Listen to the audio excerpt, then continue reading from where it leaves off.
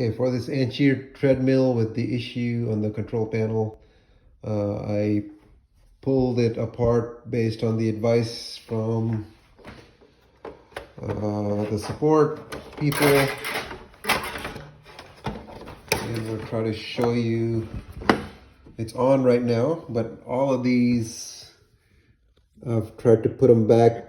You pull them where I can to see if there's a connection issue. So the speed, the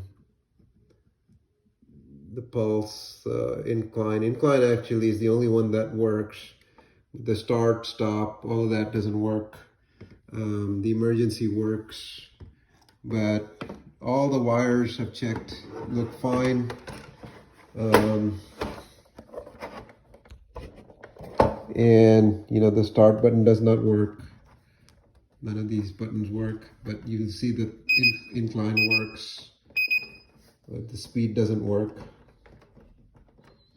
This power's on, everything's set up correctly, and it's just these buttons right here, these buttons aren't working, and that's why I need a replacement of this item from the manufacturer.